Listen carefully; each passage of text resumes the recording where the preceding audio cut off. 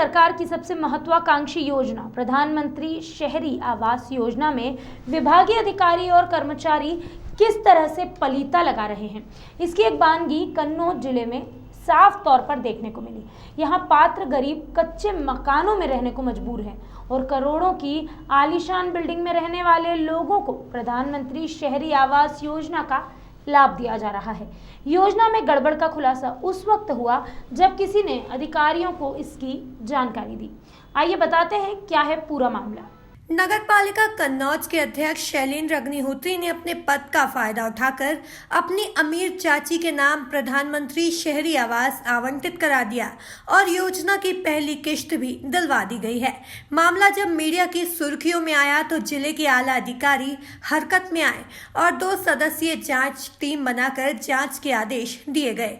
जांच में मामला सही पाया गया तो आला अधिकारियों ने आनन फानन में तहसील के 2 लेखपाल और नगर पालिका के 2 कर्मियों सहित 4 को सस्पेंड कर दिया गया और अपात्रों के खाते में भेजी गई राशि की रिकवरी के आदेश दे दिए गए।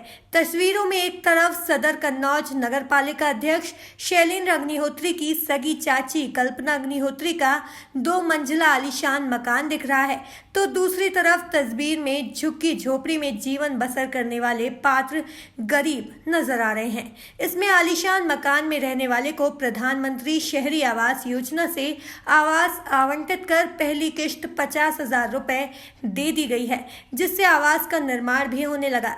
दूसरे कच्चे मकान में रहने वाले गरीब मजबूर को योजना का लाभ नहीं मिला, जो योजना के असली पात्र हैं। इन गरीबों का कहना है कि इनके पास आवास पाने के लिए रिश्वत में देने वाली रकम नहीं है, जिसके चलते उन्हें योजना का लाभ नहीं मिल पा रहा है। हमने लेखपाल जी ने कहा मेरी कोई सुनते ही नहीं है। उसके बाद में कहते हैं अब यहाँ कोई है नहीं, या तो पैसा दो तब जगह मिलेगी। बारिश में हमको दिक्कत होती है, पानी इधर उधर भर जाता है, हम बहुत परेशान हैं। अपने सब लोग इसी में गुजारा करते हैं। जिसके पास जाओ शिवरामों में एप्लीकेशन दी तो उसमें भी कोई सुनवाई नहीं मेरी होती है। हाँ, क्या करें, गर्मी में यहीं पड़े रहते हैं। जो बड़े लोग हैं वो ले दे के पैसा काम करवा लेते हैं, जिनकी 1-1, 2-2 कॉलोनियाँ आ जाती हैं। हमारे पास कुछ है नहीं पैसा देने के लिए, इसलिए हमारा कुछ काम नहीं होता है। सुनीता आवाज नहीं मिला? नहीं मिलो। क्यों? अब बने बहुत गरीब हम रुपया दे दें 30,000 तुम्हारा बन जा। तेरे पैदा पेट पलियो मुश्किल तब रुपया कहाँ दे दें। झुपड़िया रात बिटियाँ लेके बैठ जाती हैं पन्ने डारी। बरसात में दिक्कत होती है? बरसात में दिक्कत होती, तब पानी भर जाए, तब उलीचा, तब बैठा, तब सूखा, तब खाना बनाओ। किसी से कहा नहीं? कोई प्रधान से अधिकारी से नहीं कहा? अरे कोई ना, कोई आवता ही ना, प्रधान सुनते ना। प्रधान तो बने ही बने बनवाओ, जो रुपया हुआ तुम्हारा बन जाता। प्रधानमंत्री शहरी आवास योजना का संचालन जिला नगरीय निकाय यानी कि नगरीय विकास अभिकरण यानी कि डूडा ऑफिस से होता है। योजना में पात्रों का चयन डूडा ऑफिस, तहसील के लेखपालों और नगर पालिका के कर्मचारियों की जांच रिपोर्ट के आधार पर किया जाता है। अब क्योंकि ये मामला नगर पालिका अध्यक्ष शैलेंद्र अग्निहोत्री की सगी चाची कल्पना अग्निहोत्री से जुड़ा हुआ था, तो तहसील के लेखपाल और नगर पालिका कर्मियों ने सही जो जांच रिपोर्ट है वो सही नहीं लगाई और आलीशान मकान में रहने वाली कल्पना अग्निहोत्री को दिखा दिया गरीब, और ऐसी ही रिपोर्ट आगे भेज दी गई। प्रधानमंत्री शहरी आवास में भ्रष्टाचार का मामला सामने आया तो जिला स्तरीय अधिकारियों ने जिले में योजना के पात्रों की जांच कराई और आप जानेंगे कि आंकड़ा कितना है। जो अपात्र सामने आए वो है 1167, यानी कि 1167 अपात्रों को पात्रता दी गई। अब प्रशासन इन अपात्रों को नोटिस देकर भुगतान की गई राशि की रिकवरी के लिए तैयारी कर रहा है। मगर सोचने वाली बात यह है कि शासन प्रशासन की नींद अब खुली, तब तक सरकार को लाखों का चूना लगाया जा चुका है। केंद्र सरकार की सबसे महत्वाकांक्षी प्रधानमंत्री शहरी आवास योजना में भ्रष्टाचार उजागर होने पर निचले स्तर के कर्मियों पर भले ही कार्यवाही कर दी गई हो, लेकिन बड़ा सवाल है कि आखिरकार इस भ्रष्टाचार को शय देने वालों पर कब कार्यवाही होगी। मैं वहां पे स्थलीय जांच के लिए गया था, कानूनगो क्षेत्रीय लेखपाल और नगर पालिका टीएस के साथ में। तो वहां पे स्थलीय जांच में मिला कि उनके पास पक्का मकान है जो काफ़ी दिनों से बना हुआ है। और शासनादेश में निर्देश भी दिया गया अगर भारतवर्ष में किसी के भी पास पक्का मकान है तो उसे प्रधानमंत्री आवास शहरी योजना का लाभ हम नहीं दे सकते हैं।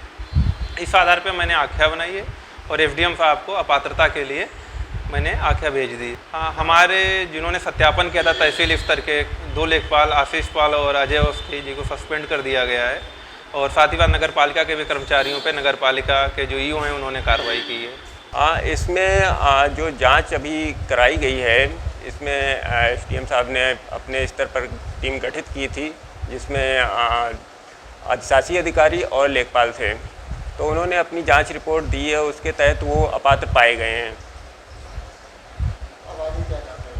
आगे इन पर ये कार्रवाई की जा रही है कि जो हमारे लाभार्थी थे जो अपात्र पाए गए हैं उनसे जो उनको प्रथम किस्त 50,000 रुपये की अवमुक्त की गई थी उसकी उनसे रिकवरी की जाएगी और इस जांच में जो भी लोग दोषी पाए गए हैं उनके विरुद्ध भी कार्रवाई की जा रही है।